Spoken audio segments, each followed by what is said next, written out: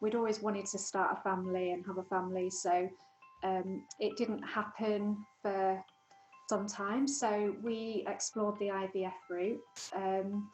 We did try one round of IVF, which didn't work out for us, and then we both really felt that that wasn't the right path for us to continue down.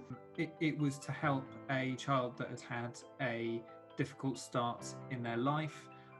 We started having a conversation about having a family and realised that neither of us were necessarily wedded to the idea of having a biological child. And we thought we're going to so much effort to create a child, and it wasn't really the creating a child bit that we wanted. It was having a child. We thought we're going to so much effort when there are children out there looking for homes.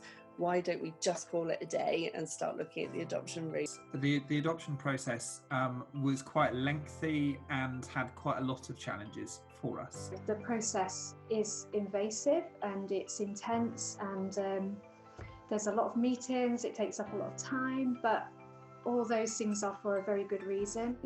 Don't go in with any expectations.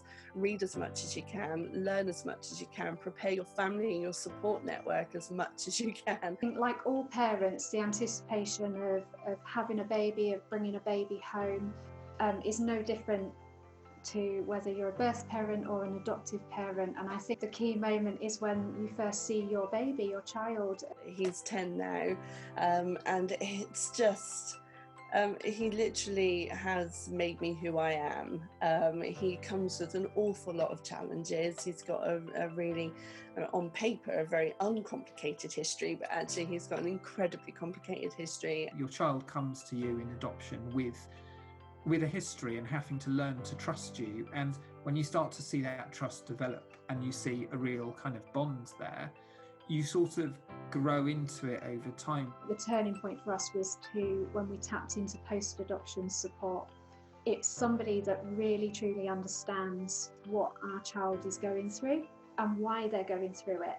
We have accessed the Adoption Support Fund, which is available to adoptive families to help with often therapy support for the family. Without the Adoption Support Fund and the support that we receive through them, with the therapies, the assessments that you can't always get done on the NHS and that kind of thing, we wouldn't be where we are today. It's unique and different for each person, and I would say probably don't be put off.